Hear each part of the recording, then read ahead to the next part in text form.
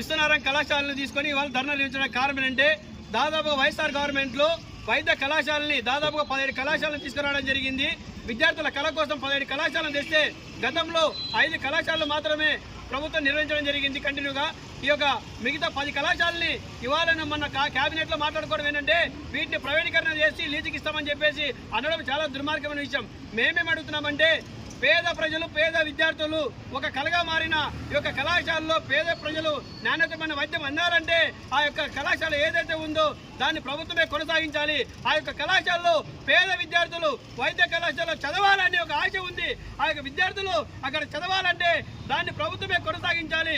ఎందుకంటే ఇవాళ వైద్య కళాశాలలు మన జిల్లాలో అనేక రకాల వెనుకబడి ఉన్నాయి. ఇప్పటికీ మన రెవెన్యూ డివిజన్లో చూస్తున్నట్లయితే ఒక వైద్య కళాశాల రావడం అనేది చాలా గొప్ప విషయం. దాన్ని విద్యార్థులందరూ ఆనందపడే లోపు దాన్ని నిస్సాగపరచడం అనేది ఈ యొక్క కూటి ప్రభుత్వంకి చాలా దుర్మార్గంగా సిగ్గుచాటని చెప్పేసి ఈ సందర్భంగా తెలియజేస్తున్నా.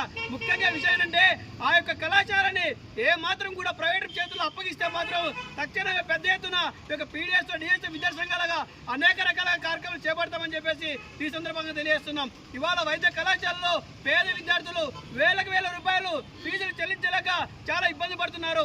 అందుకనే ఉన్న ప్రభుత్వ వైద్య కళాశాలని కాపాడుకోవడానికి ఇవాళ మా యొక్క ఉద్యమాలు ధర్నాలని చెప్పేసి ఈ సందర్భంగా కూటమి ప్రభుత్వానికి హెచ్చరిస్తున్నాం. రానున్న రోజుల్లో ఆ యొక్క కూటమి ప్రభుత్వ వైద్య కళాశాలని ప్రైవేటీకరణ చేయడం వెనక్కి తీసుకోకపోతే ఇదే రోడ్ల మీద దశల వారీగా ఉద్యమాలు చేసి అవసరమైతే స్టేట్ బంధువులు కూడా పిలుపునిస్తామని చెప్పేసి ఈ విధంగా తెలియజేస్తున్నా. నా పేరు తిరుమల, పీడిఎస్ రాష్ట్ర నాయకులు.